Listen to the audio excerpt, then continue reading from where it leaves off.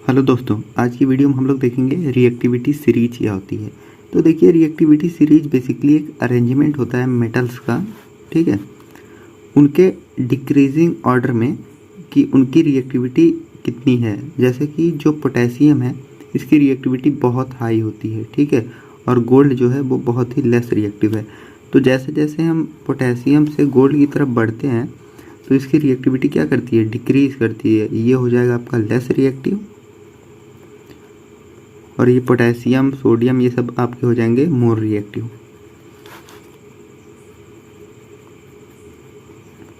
अब देखिए, इस सीरीज में आपको मतलब ये अभी तो मैं आपको ये याद करवा दूंगा इस ट्रिक से इस सीरीज को पूरा, लेकिन पहले ये देख लेते हैं कि हमें क्या ही ज़रूरत पड़ी इस सीरीज को याद करने के लिए और हम इस सीरीज को क्यों पढ़ रहे हैं।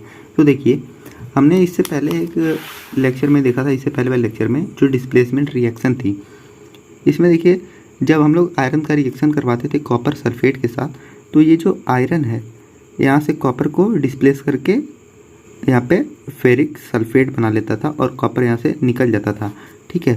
इसी प्रकार से जब जिंक का रिएक्शन हम लोग कॉपर सल्फेट के साथ कराते थे तो जिंक यहाँ पे आके कॉपर को यहाँ से डिस्प्लेस करके जिंक सल्फेट का सोल्यूशन बना लेता था। तो ऐसा क्यों हो पाता था?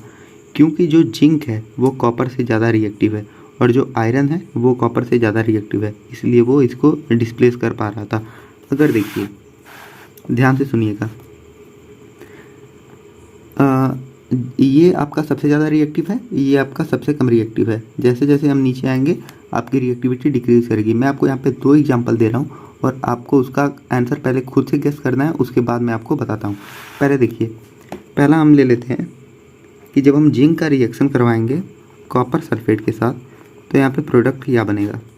दूसरा है, जब हम कॉपर का रिएक्शन करवाएंगे जिंक सल्फेट के साथ तो यहाँ पे प्रोडक्ट क्या बनेगा। देखिए, जो जिंक है वो कॉपर को यहाँ से डिस्प्लेस कर देगा। क्यों? क्योंकि देखिए जिंक कॉपर से ज़्यादा रिएक्टिव है, तो यहाँ पे ये बन जाएगा जिंक सल्फेट और यहाँ से कॉपर निकल जाएगा। इस वाले केस में क्या होगा, यहाँ पे देखिए जो कॉपर है वो जिंक से बहुत कम रिएक्टिव है, तो यहाँ पे जो कॉपर है वो जिंक को यहाँ से डिस्प्लेस नहीं कर पाएगा, तो ये रिएक्शन नहीं होगा। होप कर रहा हूँ आपको ये तो पता चल गया होगा कि हम रिएक्टिविटी सीरीज को क्यों लर्न करते हैं। क्योंकि हमें अगर ऐसे कई एग्जाम्पल मिल जाएँ कि ये बताओ कि यहाँ पे डिस्प्लेसमेंट होगा कि नहीं होगा, तो हम ये बता सकते हैं कि हाँ डिस्प्लेसमेंट होगा या ना नहीं होगा। वो हम कैसे बता सकते हैं? इस रिएक्टिविटी सीरीज के हेल्प से। अब देखिए, इसकी ट्रिक क्या है याद करने की।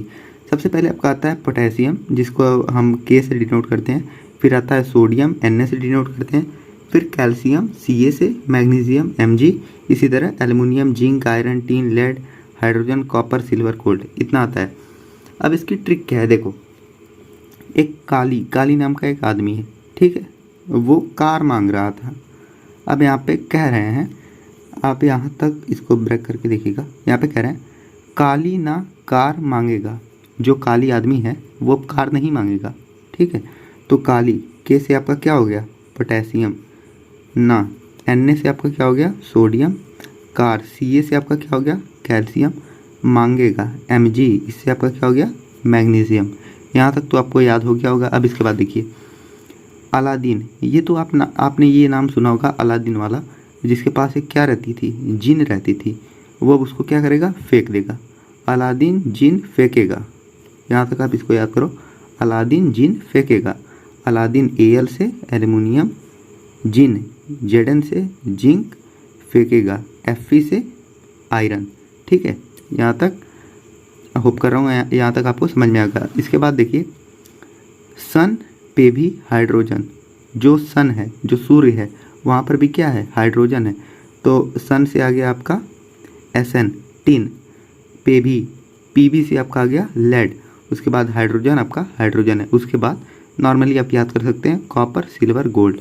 तो होप कर रहा हूँ ये जो ट्रिक है आप इससे रिएक्टिविटी सीरीज को याद कर देंगे और इसका इंपॉर्टेंस आपको पता चल गया। तो एक बार मैं फिर से रिपीट कर दे रहा हूँ, काली ना कार मांगेगा, अलादीन जिन फेंकेगा, सन पे भी हाइड्रोजन, और फिर कॉपर, सिल्वर, गोल्ड।